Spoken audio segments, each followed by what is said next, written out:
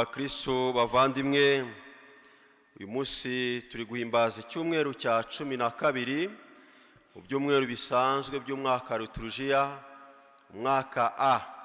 Ni no mpamvu turi kuzirikana Evanjiri ya Matayo. Uyu munsi kandi turi guhimbaza mutagatifu Aloyizi. Munsi twongera kwibuka ko natwe Imana yaturemanye ubwiza, ituremana intego, twese inzira yacu n'ubutungane. Amasomo atagatifu uyu munsi rero aragaruka ku bintu bitatu bikomeye cyane. Icyambere twazirikanye mu isomo rya mbere ni ukuba rwose ubana n'abantu ubugambanyi. Yeremiya yongeye kubitwibutsa, ndagambanirwa n'abo tubana dusangiye ukuri. Impamvu ni iyihe? Kunangira umutima. Isomo rya kabiri, Imana irongera kutwibutsa guha agaciro ubukristo yaduhaye mu mitima yacu. Nicyo kintu gihenze cyane tudashobora kubonera ahandi hantu uretse mu Mana yatwiremeye. Icya gatatu twazirikanye mu Ivanjiri uyu munsi ni ubutwari bwo kwamamaza Ivanjiri n'ukuri kwayo. Nta bwoba, tukagira umwete wo kwamamaza uwo twakunze mu bihe byose, yaba mu bantu, yaba twenyine, twabaho Imana yadushyize, tukagira ubutwari bwo kwamamaza Ivanjiri n'ukuri. Kandi ukuri ni kumwe n'ukwamamaza urukundo rw'Imana mu bantu. Abantu bajya bibaza ukuri ni iki, nk'uko babibajije Yezu, nta kindi ni ukwamamaza ukuri kw'Imana mu bantu aho Imana yagushyize. Yezu yongeye kubitwibutsa uyu munsi agira ati, ntimugatinye abica umubiri ariko badashobora kwica ubugingo. Nanjye rero nibajije nti, ese wowe urengera umubiri cyangwa urengera ubugingo bwawe mu minsi Imana yaguhaye hano ku isi? Ese wowe ubuzima bwawe urengera iki? Urengera umubiri wawe cyangwa urengera ubugingo? Buriya ni amagambo birakomeye cyane, kandi yose agize umuntu. Umuntu agizwe n'umubiri, akagira n'ubugingo. Ubugingo bukaba ari bwo duharanira twese, kuko ari bwo buhoraho. Ni nabwo Imana yacu yacunguye. Ese ni iki kidutera ubwoba? Kwamamaza ukuri, kuvugisha ukuri, kwamamaza Ivanjiri. Ese ni iki kidutera ubwoba? Ni abantu se? Ni ibihe turimo se? Ni amateka se? Ni ukutiyubikira imbehe se? Ni iki kigutera ubwoba padi? Iyo wamamaza uwo wakunze, iyo wamamaza ijambo ry'Imana, iyo uri kumwe n'uwawe, iyo uri mu kazi, iyo uri imbere y'abantu, ni iki kigutera ubwoba? Ni iki kikubuza kwamamaza ukuri? Ese ni iki kikubuza kuba umukristo, kumenya Imana? Ni iki kikubuza kwamamaza kuri umukristo? Uracyaterwa ipfunwe no kuba waramenye Imana? Ese ninde umenya ubutungane bwawe? Twabizirikanye mu isomo rya mbere uyu munsi. Yeremiya ari kwibaza, barangambanira, banze kumva ukuri, banangiye umutima, ni n'abavandimwe banjye, ariko barifuza umunsi umwe ikintu cyatuma ngwa mu mutego bakanezerwa. Yeremiya asoza avuga ngo, nanjye uwo nkorera ndamuzi, niringiye imbabazi zawe, niringiye ubuntu bwawe, ntabwo nzakorwa n'isoni. Ese ninde umenya ubutungane bwawe? Ukorera nde? ese uracyafite isoni zo kuba umukristo bigutera ipfunwe? Umenye ukorera, ntabwo wagira ipfunwe ryo kuba umukristo. Kuba waramenye Imana nta gisebo kirimo. Impamvu nta yindi, Imana ntihemba nk'abantu, Imana ntikora nk'abantu. Abantu bahemba umubiri uhita, Imana ikaduhemba ubugingo, kandi ubugingo buhoraho. Twabizirikanye mu ivanjiri uyu munsi, Yesu amaze impungenge intumwa ze. Ntimuzagira ubwoba, kandi arabivuze neza. Ubwoba bw'iki? Bw'abantu. Bo bashobora kwica umubiri, ariko ntibashobora kwica ubugingo, kuko nta jambo na rimwe bafite ku bugingo bwawe. Ese twebwe dukorera iki? Umubiri wacu, ibyubahiro byacu, bushongore n'ubukaka bwacu, uhagaze ku bwenge bwawe, uhagaze ku mutungo wawe, uwukorera nde? Uracyatewe ishema zo kuba umukristo?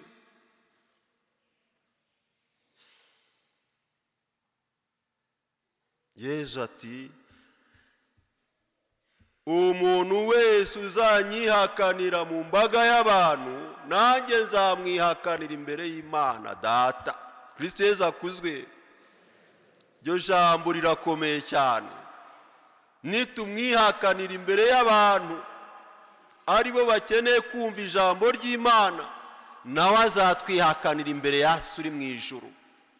Cya gihe cy'ubugingo bw'iteka, ngo nawe azatwihakana. Ese urifuza kuzahakanwa n'Imana? Niwo muvumo mubi twese twarwaye. Kristo Yesu akuzwe. Ese urifuza kuzahakanwa n'Imana? Oya. Niwo muvumo mubi umuntu yakwifuriza.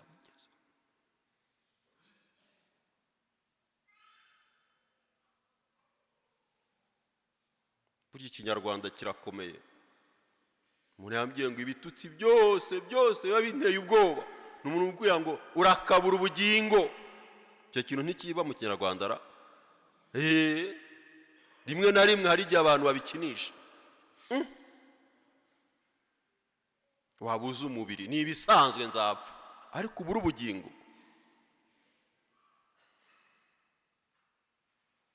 Bazi icyo gitutsi mu Kinyarwanda kivuga ngo urakabura umubiri, bo bazi ko umubiri wacu ushenguka urashira.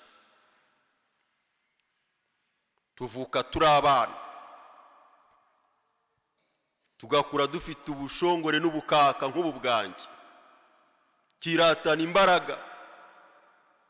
Hashira imyaka 50 ugahinduka nk'agahinja. Imana yakugiriye ubuntu ukagira imyaka 80 ukagira ngo ntiwigeze ugira n'amenyo mu kanwa. Wagira imyaka 100 ugakambakamba nk'uruhinja. Wahura n'umuntu wari ukuzi ngo inka rero nuko wabaye, nuko nabaye nyine. Umubiri urahita, urashira, ariko ubugingo bwo buhoraho. Niyo mpamvu Yesu yongeye kubwira abigishwa be, ntimugatinya abica umubiri, ariko badashobora kwica ubugingo, kuko ubugingo bwo buhoraho. Ba Kristo bavandimwe, ukuri kuba umukristo birahenda. Nta gaciro na kamwe waha ukuri. Ukuri kurahenda. Kuba umukristo birahenda. Kuba umukristo biravuna. Kuba umukristo bisaba kubiharanira, kubera ko uduhemba ntabwo ahemba nk'abantu, ahemba nk'Imana. Ni nayo mpamvu kuri rimwe na rimwe kuravuna. Kuba umukristo bikavuna. Ariko burya ikizaha ubugingo. Inyiturano tujye tugikomeraho.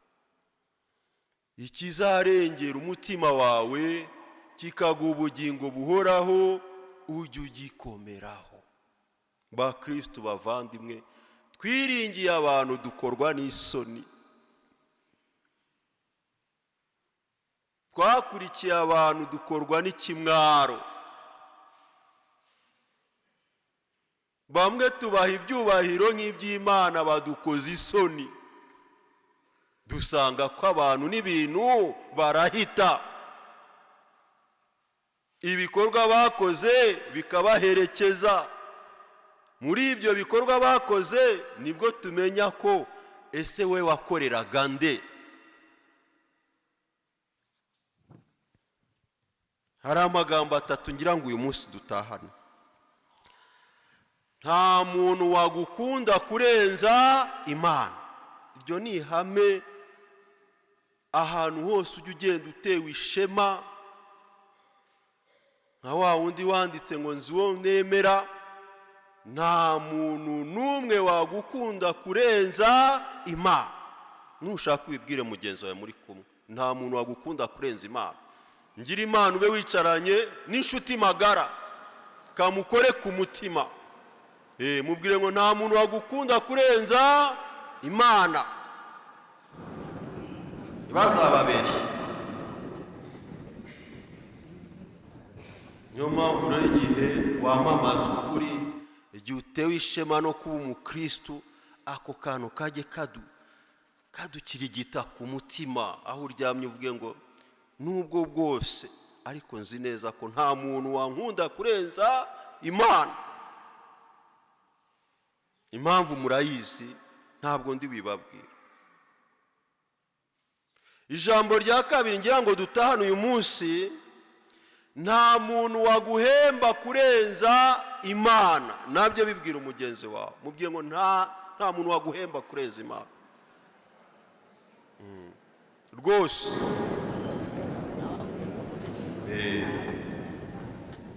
Nawe ninde se waguha ibyishimo nk'iby'Imana itanga?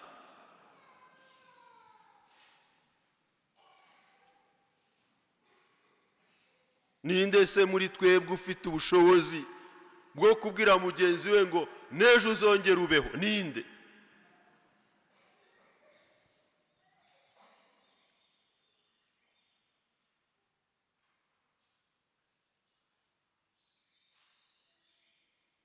Ninde muri twebwe ufite ubushobozi bwo kukongeraho umwaka n'umwe mu buzima bwawe? Ninde?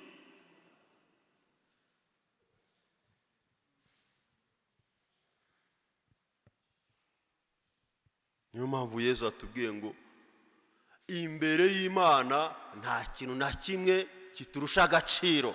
Turaba agaciro imbere y'Imana. Nta n'umuntu wo hanze n'umwe uzaguha agaciro nk'ako Imana iguha. Nta n'umwe.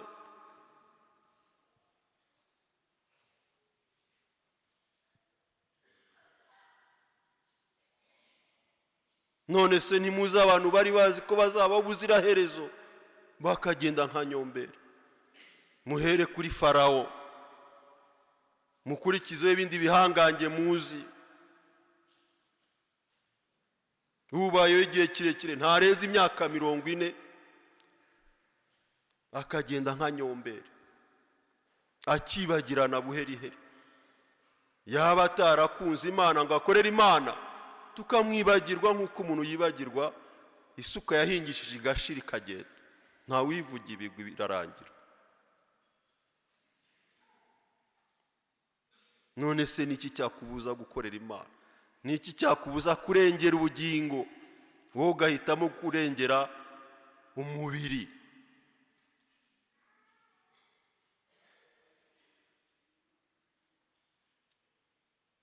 Ni nayo mpamvu burya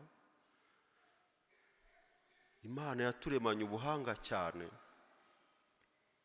Ukunda umubiri, urukundo ntirumara kabiri. Ariko ukunda ubugingo, urukundo burya ruhoraho. Kristo Yesu akuzwe. ijambo rya gatatu ngira ngo dutahane uyu munsi, ikibi nta jambo rya nyuma gifite ku buzima bwawe. Ntabyo wibwire mugenzi wawe, ikibi ntigifite ijambo rya nyuma ku buzima bwawe. Ayo magambo atatu rwose muyatahane. Ikibi ntigifite ijambo rya nyuma ku buzima bwawe. Hari umuntu se waremwe n'ikibi hano? Ntushaka kumva uburemere bw'iryo jambo, fata akanya gatoya urebe amateka yawe. Sinzi hano hari abantu bakuru gusa, si bo benshi. Urebe amateka yawe. Niba ufite imyaka irenze 18 urebe uyarebe. Wowe ufite 40 urebe amateka yawe. Urebe niba hari umuntu wagukunze kurenza Imana.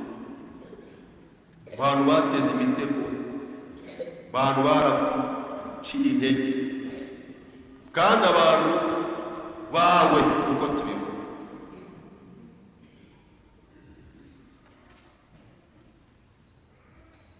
Ubu urabukunda, ubu urabo wifuzaga, abantu baragutenguha,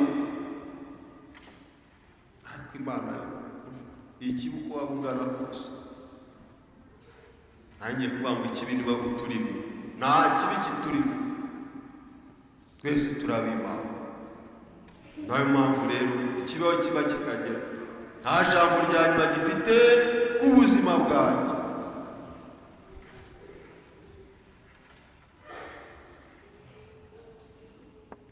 None se niki cyaduca intege kwamamaza ijambo ry'Imana, kuba uri umukristo?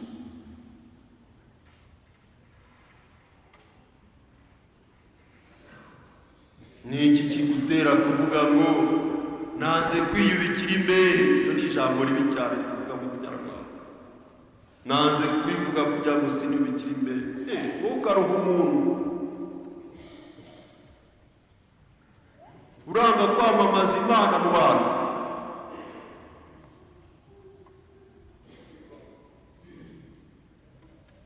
Uranga kubwira umuvandimwe wawe ko akina n'umuriro. Urahishira ibinyoma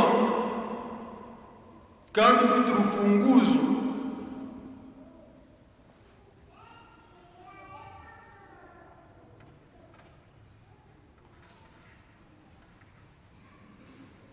Ukuri k'umukristo kurahenda, kandi amateka yacu azakomeza bitwereke. Umuntu w'iyi si ashobora guhemba umubiri akaguha isi n'ibyayo, Imana yo ikaguhemba ubugingo buhoraho.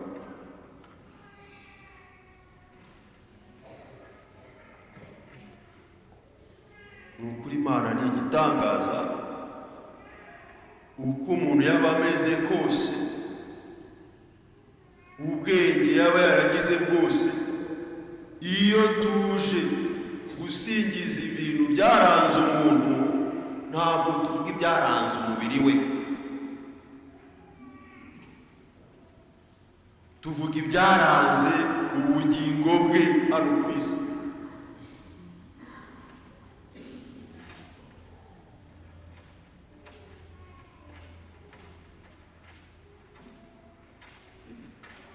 Mwumva hari umuntu duherekeza tukavuga ngo uyu muntu yarakize cyane. Icyo ntabwo nta kintu kinini bivuze.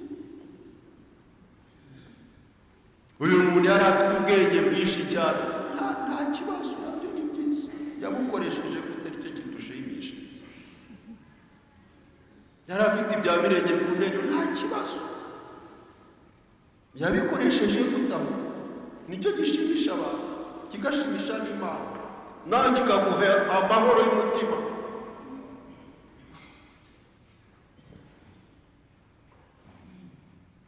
Urazi gutunguka bigisabo. Padiri, iryo jambo ni ribi. Urazi gutunguka bura amahoro.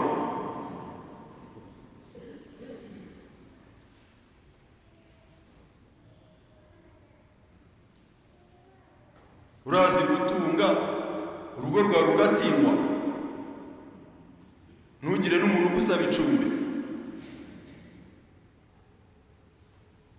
Urazi gutunga umuntu akagira ubwoba wo kugira ngo mugurize, wagiye kwa kana akareka Patrick uriya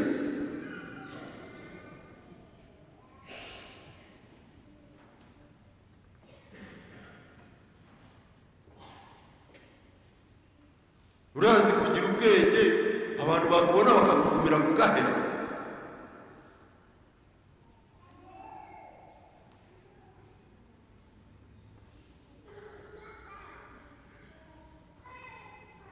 Guharanira ubugingo, umubiri wacu urashe. Zaburi uyu munsi, mwebwe abashakashaka Imana murakagwira n'isengesho. Ni Zaburi ya 69. Abakunda Imana murakagwira. Sosiyete yacu irakagwiramo abantu bakunda Imana.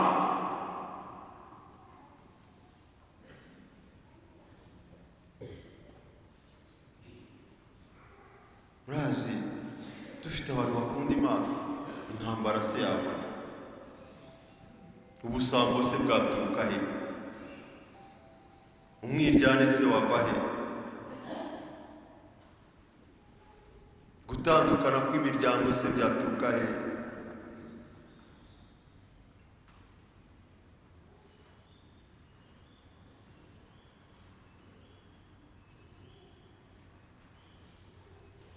Natwe numva isengesho ry'umunsi twatura Imana, kongera kwibwira rwose, Nyagasani, isi yawe kwizima abantu bahuye n'Imana, bagukunda, bagukorera, bakuvuga, bakakwiratira abandi.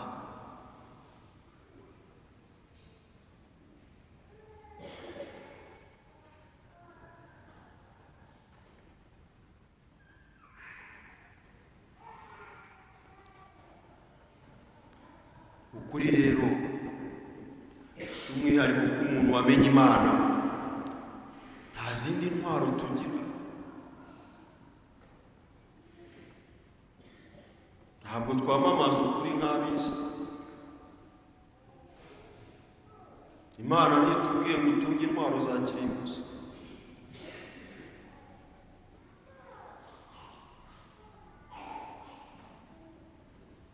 Ntabwo itubwiye ngo twitwaze intwaro.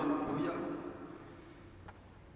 intwaro ya mbere y'umukristo n'umuntu wese ushaka kwamamaza ukuri ni isengesho. Kumenya aho uvoma imbaraga, kumenya kuganiriza Imana ni ikintu cya mbere. Tujya tubibona se ibintu byabacanze mwese, benshi ntibaza kwihisha mu kiliziya, sibo bibuka ko Imana itajya ibatengura, sibyo ra?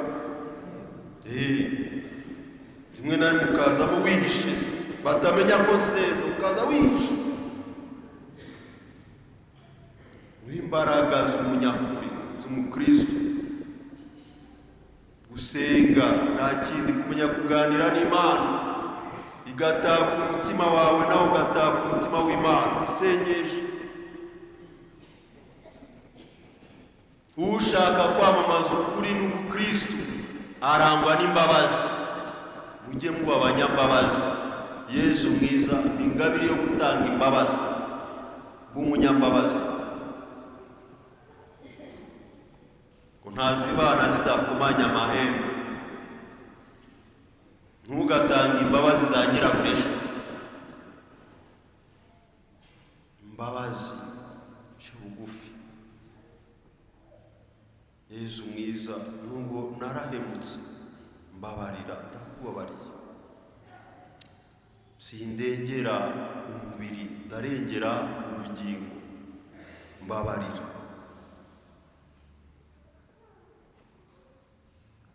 Cyo turusha abandi mu ibyo ngibyo, gutanga ikintu gihenze. Imbabazi ntabwo zigurwa mu isoko, ziva ku mutima w'umuntu ushyikirana n'Imana.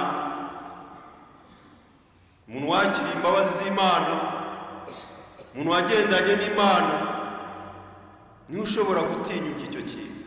Imbabazi ni ukuri abantu bose bakeneye ku isi ya Nyagasani, gutanga imbabazi. Icya gatatu, gutinya Imana. Harimo abantu batagitinya Imana, bakayihangara kuba amayihanga.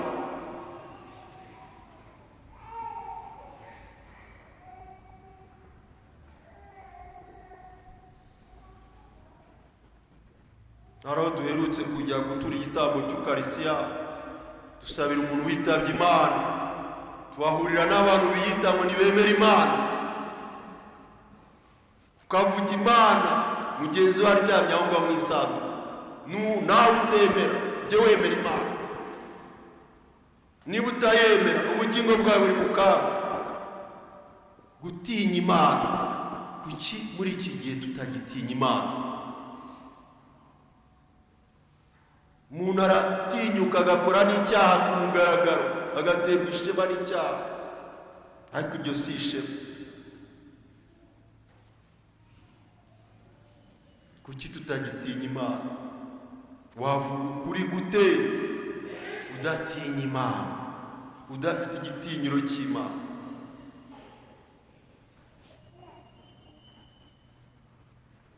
Mwe muracyatinya Imana?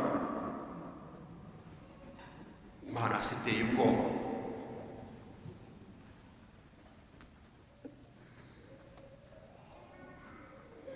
Ugiye kunkangisha ya mashapure yayo, nta soni.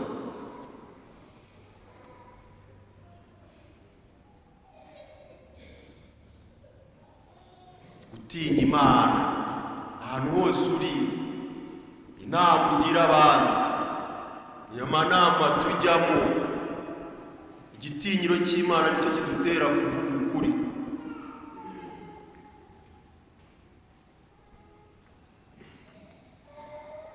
Gutinya Imana bituma twera imbuto nziza. Muzakomeza mubibone, iyo ufite igitinyiro cy'Imana hari abantu badashobora kugutumira. Ntabwo wajya mu nama baneguranye guteze bazi gutinya Imana.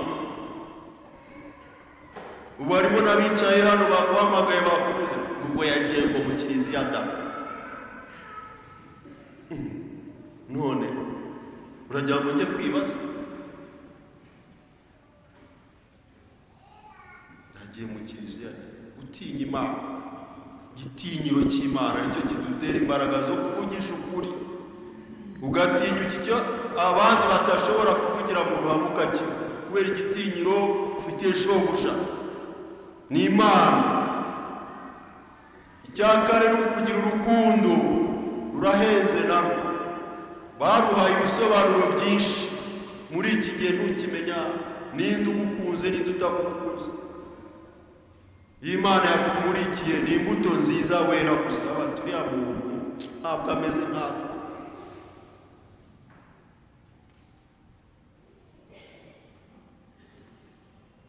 Iyo akora igikorwa ubona ko harimo urukundo.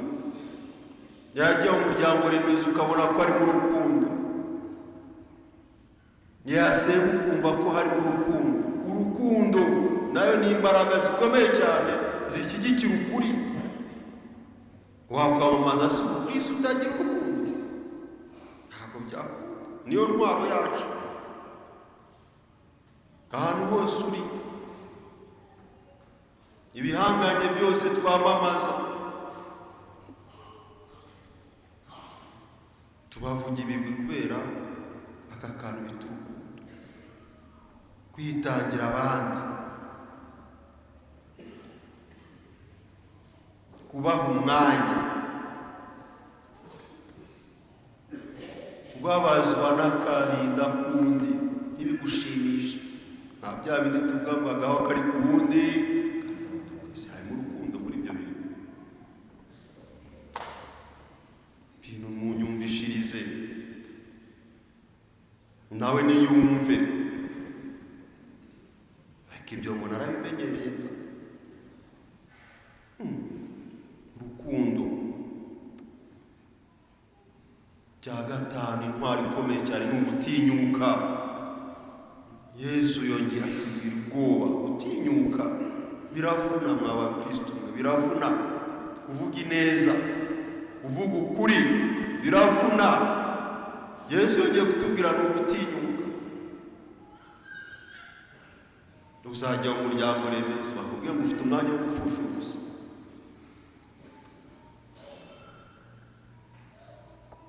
Nujya kumukomangira akubwiye ngo nta mwanya afite.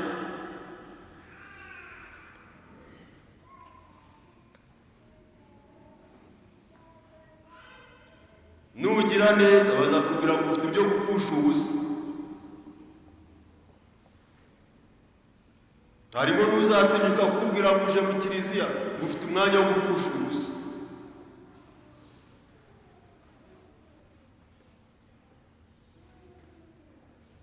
Wataha ugasanga we yagiye kwishakira ahandi hantu, iminsi 3 ishize ari mu buriri.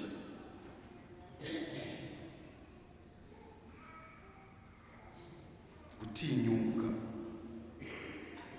kabuhamya mwiza, tugakorera mu rumuri, ntitugendere mu mwijima.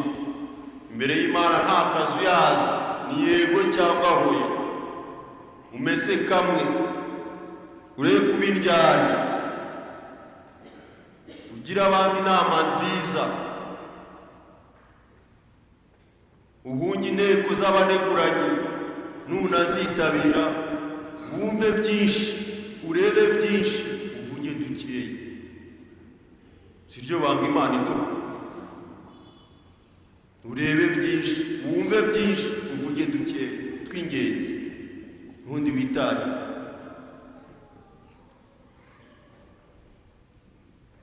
Cyanyuma rero ko guca bugufi mw'ababyeyi, ni intwari ikomeye cyane, kwiyoroshya,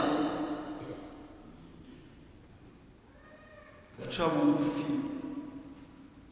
Nta handi hantu Yeremiya yakuraga imbaraga, natwe nta handi hantu twakura imbaraga. Hari umuntu atubwira ngo imbaraga z'umukristo ni ukutiheba. Burya igihe ni umuhanga, Yesu Yesu akuzwe. Igihe ni cyiza, kirahita ukabona kutibeshya, kirahita ukamenya ko warashe imbogo, niko babivuga. Baribeshye cyane. Igihe ni umuhanga. Igihe rero kibera abantu bihangana, igihe kibera abantu baca bugufi, igihe kibera abantu basenga, igihe kibera abantu bagira urukundo. Mu bihe byose umuntu aca, byiza cyangwa bibi, guca bugufi ni ingenzi cyane. Twige kwitangira kiliziya mu bwiyoroshye. Ubuhungiro bwacu ni ukumenya Imana na kiliziya.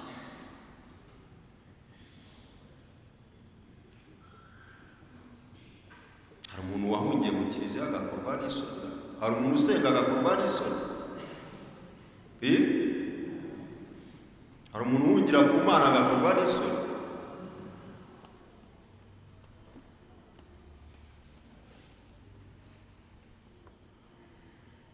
Si tudahungiye mu Mana twazahungira he?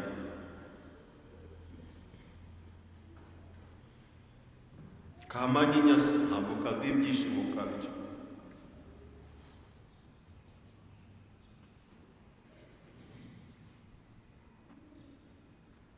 Mu mikino se ni agahendanye k'igihe gitoya.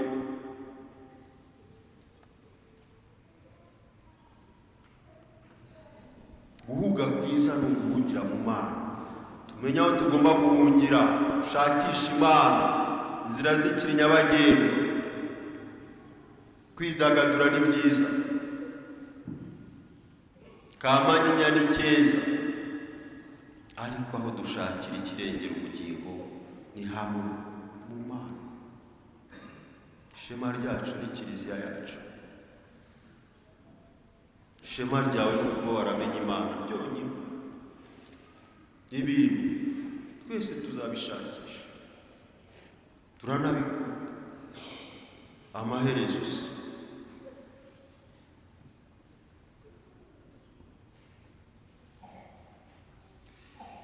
ntimugatinya abica umubiri ariko badashobora kwica ubugingo.